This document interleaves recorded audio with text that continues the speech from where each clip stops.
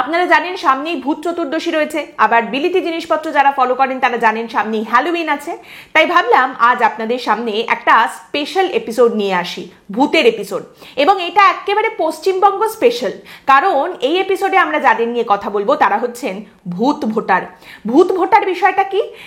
এরা হচ্ছেন সেই রকম মানুষজন যারা এখন আর বেঁচে নেই, তারা পরলোক গমন করেছেন, কিন্তু প্রত্যেকবার ভোটের দিন তাদের আবির্ভাব ঘটে, তাদের নামে প্রত্যেকবার ভোটটা পড়ে যায়। কিন্তু একটাই সমস্যা, আমাদের পশ্চিমবঙ্গের বিরোধী দলগুলোর যেটা অভিযোগ বা অনুযোগ বলতে পারেন, যে এই যে তেনারা প্রত্যেকবার ভোটের দিন আসেন, এসে শুধুমাত্র শাসক দলকেই ভোটটা তারা দিয়ে চলে যান, কখনোই তারা বিরোধীদের ভোট দেন না। আর এই বিষয়টা নিয়ে শাসক দলকে খুব একটা খোঁচালেও উত্তর কিছু পাওয়া যায় না, কারণ এই অশরীরী আত্মাদের যে কার্যকলাপ এবং তাদের যা কাণ্ড কারখানা, এগুলো সম্পর্কে তারাও বেশ ভালোভাবেই ওয়াকিবহাল। আপনারা জানেন এই মুহূর্তে এসআইআর নিয়ে চারিদিকে প্রচুর কথা হচ্ছে, চর্চা হচ্ছে, জনবিন্যাস বদলাচ্ছে কিনা, অনুপ্রবেশ কতটা হয়েছে, বাইরের দেশের লোকজন এখানে ঢুকে পড়ে অবৈধভাবে ভোটার হয়ে ঢুকে পড়েছেন কিনা, ভোটার তালিকায় কাদের নাম রয়েছে, কারা ভুয়ো ভোটার, এই নিয়ে যেরকম চর্চা চলছে একই রকম ভাবে কিন্তু চর্চা চলছে এই ভুয়ো ভূত ভোটারদের নিয়ে। যত পরিমাণে পশ্চিমবঙ্গে ভুয়ো ভোটার রয়েছে, একই সঙ্গে তাল মিলিয়ে কিন্তু ভূত ভোটারও রয়েছে, এবং সেই ভূত ভোটারদের তাড়ানোর জন্য কিন্তু নির্বাচন কমিশন এবারে একেবারে বদ্ধপরিকর। তারাও কিন্তু এই ভূত ভোটারদের দিকে আলাদা করে এবারে নজর দিচ্ছে। এই মুহূর্তে নির্বাচন কমিশনের তরফ থেকে ভোটার তালিকার ম্যাপিং এর কাজ চলছে, আপনারা সকলেই জানেন। এবার এই ম্যাপিং বিষয়টা কি সেটা আমি এর আগেও বলেছি, কিন্তু এখানেও ছোট করে একবার বলে দিই। বেসিক্যালি 2002 এর যে ভোটার তালিকা, তার সঙ্গে 2025-এ সর্বশেষ প্রকাশিত যে ভোটার তালিকা, সেটাকে মিলিয়ে দেখা হবে। এইবার যদি এরকম কোনো নাম থাকে যার নাম 2002 এর ভোটার তালিকাতেও আছে, 2025-এর তালিকাতেও আছে, তাহলে তার মানে হচ্ছে মিল পাওয়া গেল। অথবা 2025-এর ভোটার তালিকায় যদি দেখা যায় এমন একজনের নাম আছে যার বাবা মায়ের নাম 2002 এর ভোটার তালিকায় ছিল, তার মানে আরেকটা মিল পাওয়া গেল। এবার এই রকম মিল যে ভোটারদের ক্ষেত্রে পাওয়া যাবে, তাদের আলাদা করে কোনো নথিপত্র দিতে হবে না, তারা এমনি চিহ্নিত হয়ে গেলেন। কিন্তু 2025-এ যাদের নাম দেখা যাবে ভোটার তালিকায় আছে, যাদের নাম 2002 এর তালিকায় ছিল না, বা তাদের বাবা মায়ের নামও 2002 এর তালিকায় ছিল না, তাদের ক্ষেত্রে কিন্তু এসআইআর প্রক্রিয়া শুরু হলে নথিপত্র জমা দিতে হবে এবং যাচাই করতে হবে। তাছাড়া যাদের ক্ষেত্রে মিল পাওয়া যাচ্ছে তারা শুধুমাত্র এনুমারেশন ফর্মটা ফিল আপ করবেন, তাহলেই কিন্তু কোনো সমস্যা থাকবে না। বেসিক্যালি ম্যাপিং এর মাধ্যমে কতজনের নাম যাচাই করে দেখতে হবে, কতজনের কাছ থেকে ডকুমেন্ট জমা নিতে হবে, সেই নাম্বারটাও কিন্তু কমে আসবে। কারণ অনেকের ক্ষেত্রে দেখা যাবে যে ভোটার তালিকার ক্ষেত্রে মিল পাওয়া গেছে, যাদের ক্ষেত্রে ওই মিলটা পাওয়া যাচ্ছে না তাদের কাছ থেকে ডকুমেন্ট জমা নিয়ে সমস্ত কিছু যাচাই করে দেখা হবে। এবার নির্বাচন কমিশন যখন এই ম্যাপিং এর কাজটা পশ্চিমবঙ্গে করছে, সেখানে একটা খুব ইন্টারেস্টিং তথ্য তাদের হাতে এসেছে। নির্বাচন কমিশন দেখছে 2002 এর ভোটার তালিকায় যাদের নাম ছিল তার মধ্যে 35% ভোটারের অলরেডি মৃত্যু হয়েছে বলে জানা যাচ্ছে। 2002 এর ভোটার তালিকায় 4.58 কোটি ভোটারের নাম ছিল, সেখান থেকে 35% ভোটারের মৃত্যু হয়েছে, অর্থাৎ প্রায় 1.5 কোটি ভোটারের মৃত্যু হয়েছে, এটা দেখতে পাওয়া যাচ্ছে। তাহলে এই নামগুলো ডিলিট হবে সে তো বোঝাই যাচ্ছে। 2002 সালে এদের নাম ভোটার তালিকায় ছিল, তারপর এরা আরো কোনো নির্বাচনে নিশ্চয়ই ভোট দিয়েছেন, তারপর তারা মারা গেছেন, এবং এখন 2025-এর তালিকায় এসে দেখা যাচ্ছে 2002 এর তালিকার যতজনের নাম ছিল তার মধ্যে 35% মানুষ মারা গেছেন, অর্থাৎ এবারের তালিকা থেকে কিন্তু তাদের সবার নাম বাদ পড়বে।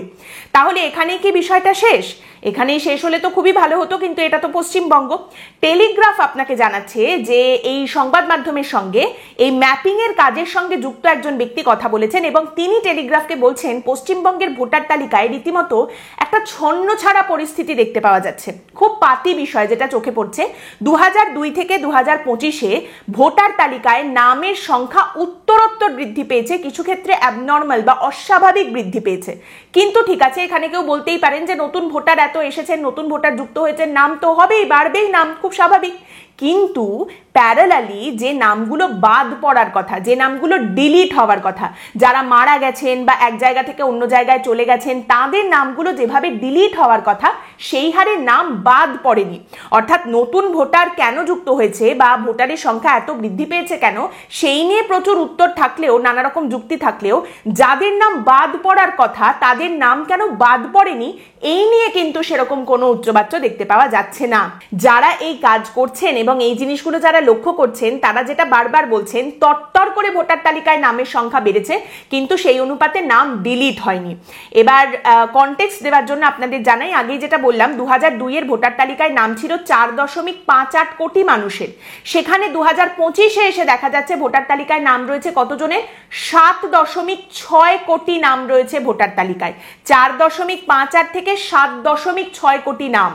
এবার এটা শুনে অনেকে বলতেই পারেন যে আরে এ তো ডাবল ভোটার থিওরি, যারা নতুন ভোটার হিসেবে যুক্ত হয়েছেন তারাও আমাদেরই ভোট দিয়েছেন, আর যারা পুরনো ভোটার তারা মরে যাওয়ার পরেও আমাদেরই ভোট দিয়েছেন, এতে সমস্যার কি আছে? যাই হোক, এই যে 2002 ভোটার তালিকা থেকে 35% মানুষকে দেখা যাচ্ছে অলরেডি তারা মারা গেছেন, তাদের নামগুলো বাদ পড়বে। 2025 তালিকায় এই 35% মধ্যে কতজন মানুষের নাম এখনো পর্যন্ত রয়ে গেছে সে তো অবশ্যই দেখতে পাওয়া যাবে ম্যাপিং এর কাজ সম্পূর্ণ শেষ হওয়ার পর, এই দুটো জায়গা মেলানোর পর। এবং তারই সঙ্গে বলতে হয় যে এটা কিন্তু শুধুমাত্র 2002 তালিকা থেকে যারা মারা গেছেন তাদের কথা, তারা 35%। এর পরের বছরগুলোতে আরো যারা মারা গেছেন সেই নামগুলোও কিন্তু ডিলিট হওয়ার কথা। 2025 ভোটার তালিকায় সেই নামগুলোও ডিলিট হয়েছে কিনা বা রয়ে গেছে কিনা সেটাও দেখার বিষয়। সেক্ষেত্রে কিন্তু এই সংখ্যাটা আরো বাড়তে পারে। যেমন ধরুন এই এপ্রিল মাসে 2025 এপ্রিল মাসে এই খবর সামনে এসেছিল, পশ্চিমবঙ্গের শুধুমাত্র একটি বিধানসভা কালীগঞ্জ বিধানসভা কেন্দ্র থেকে নির্বাচন কমিশন 8000-এর বেশি নাম ডিলিট করেছে, বাদ দিয়েছে। কেন?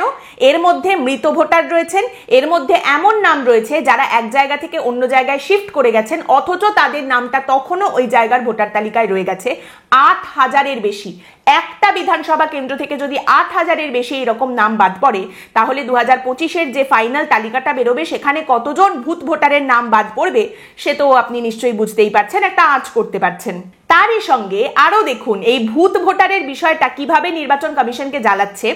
এই নির্বাচন কমিশনের এসআইআর এর কাজ শুরু হওয়ার আগে নির্বাচন কমিশন একটা অসাধারণ জিনিস দেখতে পেয়েছিল পশ্চিমবঙ্গের ভোটার তালিকায়।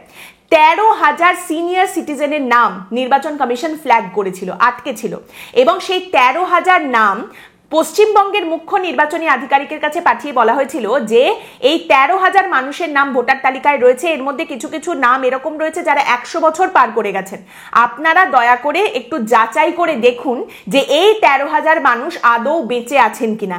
খাতায় কলমে তাদের নামটা রয়েছে কিন্তু তারা আদৌ সশরীরে বেঁচে আছেন কিনা সেটা আপনারা যাচাই করে দেখুন।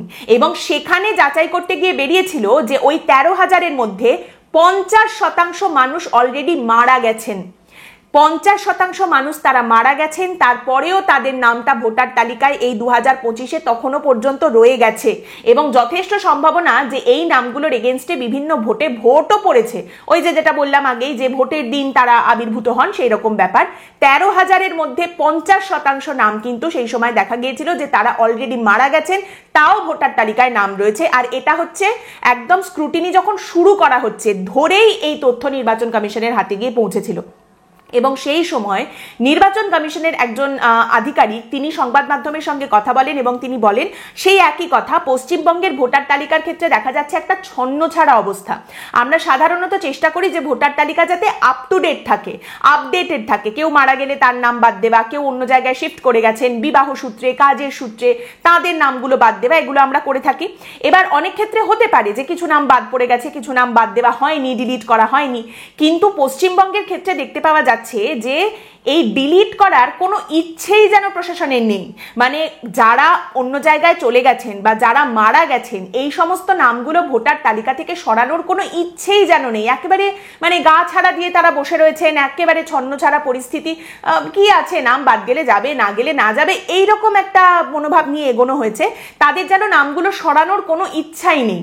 এবং এটা আরো বেশি গুরুত্বপূর্ণ তার কারণ এই ধরনের নাম বা এই ধরনের ভোটারদের ব্যবহার করেই প্রক্সি ভোট হয়, ভুয়ো ভোট দেওয়া হয়, ছাপ্পা ভোট করা হয়।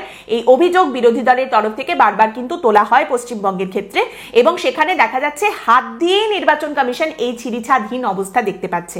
এবং এটা কিন্তু এসআইআর প্রক্রিয়া প্রস্তুতি শুরুর আগে জাস্ট একটা ক্যাজুয়াল চিরুনি তল্লাশি করা হয়েছিল, তখনই এই চিত্র সামনে উঠে এসেছিল। তাহলে এবার ভাবুন যে 2025 ভোটার তালিকা থেকে কত নাম অ্যাকচুয়ালি বাদ যেতে চলেছে, যে মৃত ভোটার অথচ তাদের নাম এখন রয়ে গেছে। এই যে এসআইআর এর প্রক্রিয়া সেটা তো এখনো পর্যন্ত শুরু হয়নি, প্রস্তুতি পর্ব, ম্যাপিং, এই সমস্ত কিছু চলছে। প্রথমে একটা ডেডলাইন দেওয়া হয়েছিল নির্বাচন কমিশনের তরফ থেকে যে 20শে সেপ্টেম্বরের মধ্যে প্রস্তুতির কাজকর্ম শেষ করতে হবে, সেটা হলো না। তারপর 8ই অক্টোবর নির্বাচন কমিশন জানালো যে ঠিক আছে, আগামী 7 দিনের মধ্যে সমস্ত প্রস্তুতি শেষ করে ফেলতে হবে, এসআইআর এর প্রস্তুতি শেষ করতেই হবে, মানে 15ই অক্টোবরের মধ্যে সবটা শেষ হতে হবে। সেটাও হলো না।